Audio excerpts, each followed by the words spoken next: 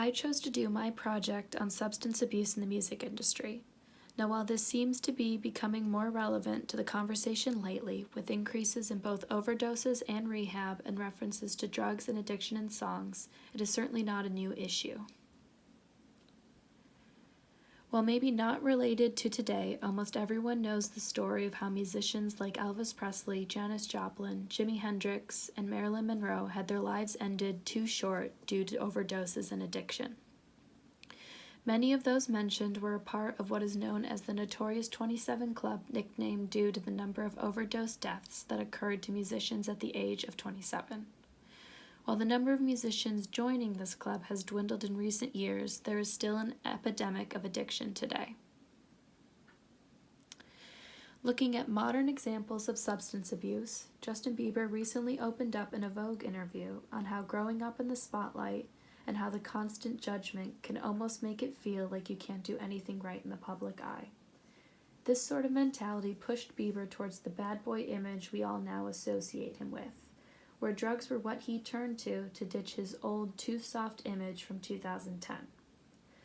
Pushback from people who believed his baby image was too weak caused him to go aggressively in the opposite direction, which proved dangerous for himself as he got more and more reckless. Though he struggled with substance abuse and mental illness for a while, a prolonged break from touring in the industry helped him turn toward sobriety and left him happier and more willing to get help, especially after accepting that when he is depressed, he can turn to those he loves. Turning to Demi Lovato, her story, while similar to Justin's as far as the pressures of the industry being unforgiving, differs in a very dark sense. In a Fabulous magazine interview, Lovato admitted that promoters would supply her with drugs and alcohol in exchange for her promoting them in events or at different clubs. The promoters' little regard for her life showed off the greed of the industry, who would leave her in dangerous predicament of addiction just to further their own business.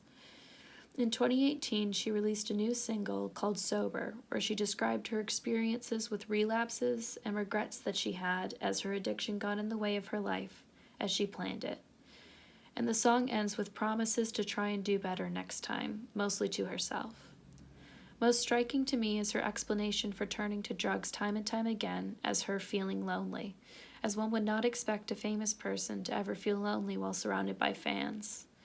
It shows a sharp contrast between having fans and having people that are there for you that you feel like you can turn to when you're trapped and alone. However, even with the song ending on a positive note, shortly after the music video was released, Demi Lovato herself was hospitalized over an overdose, though now a year later she has since recovered and is doing better both physically and mentally and appears to be sober. While these two stories have happy turnarounds currently, there isn't always a positive ending, as shown in 2018 with the overdose death of Mac Miller. After years of struggling with substance abuse, Mac Miller had a fatal overdose that caused a shock through the industry and the lives of his family and friends, as well as fans and artists. And it was the source of a heaviness found with many musicians after his death, including his ex-girlfriend Ariana Grande. Not all substance abuse issues in the music industry can be resolved in a way that allows musicians to grow past them, as there is still the constant pressure and the easy access to the drugs themselves that will not go away anytime soon. A deeper look at the industry shows how easy it is to see the damaging pressure from society adds an unnecessary obstacle for musicians trying to make it, when an unneeded judgment and dangers of addiction should be the last thing determining if an artist has a long, successful career.